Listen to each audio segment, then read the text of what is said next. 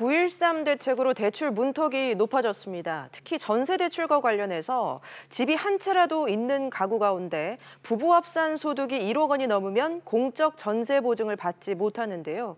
하지만 민간 보증사인 서울보증보험을 통해 전세 대출을 이용할 수 있는 길이 열릴 것으로 보입니다. 자세한 내용 취재기자와 함께 짚어보겠습니다. 이한승 기자가 나와 있습니다. 이 기자. 네.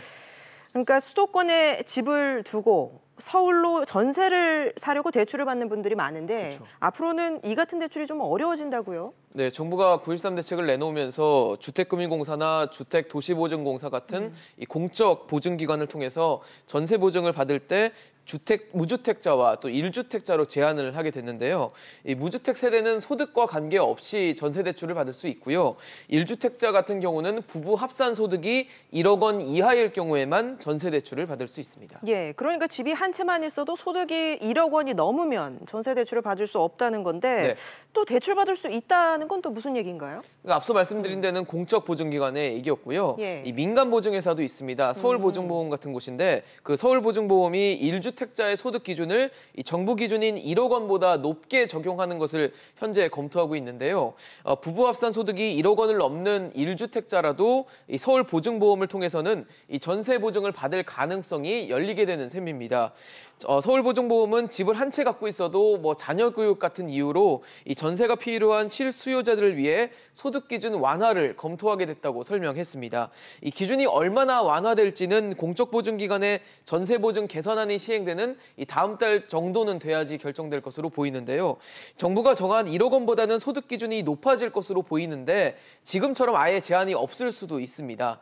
또 전세 필요성이 크지 않은 2주택 이상 다주택자에 대해서는 공적보증기관과 같이 이 전세 자금 대출 보증이 제한될 예정입니다. 예, 그럼 지금 1주택자인데 연소득이 1억 원 넘는 분들 당장 이제 공적 보증기관에서 전세 대출을 못 받게 되는 건가요? 그건 아닙니다. 이게 사실 예. 전세 대출 규제는 다른 대출 규제와 달리 바로 적용하고 있지는 않은 상황인데요. 이번에 규제를 바로 즉시 적용한 것들은 이 규제에 따른 쏠림 현상을 막기 위한 목적이 있습니다.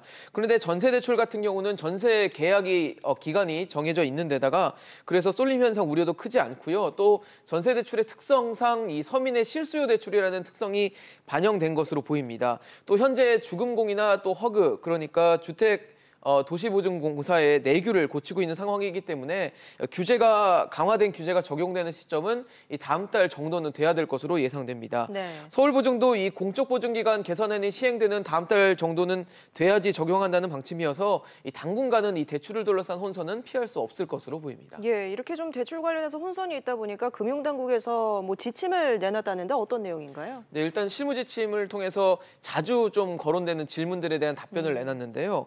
추가 약정서가 제정되기 전까지는 각 은행별로 이 특약 문구를 마련해서 가계대출을 취급할 수 있게 됩니다. 예를 들어서 대출 신청자가 문서 등으로 소명한 주택이나 또 분양권, 입주권 등이 사실과 다르다면 대출 전액 즉시 상환 등 이 불이익을 당한다는 문구를 약정서에 삽입하는 방식입니다.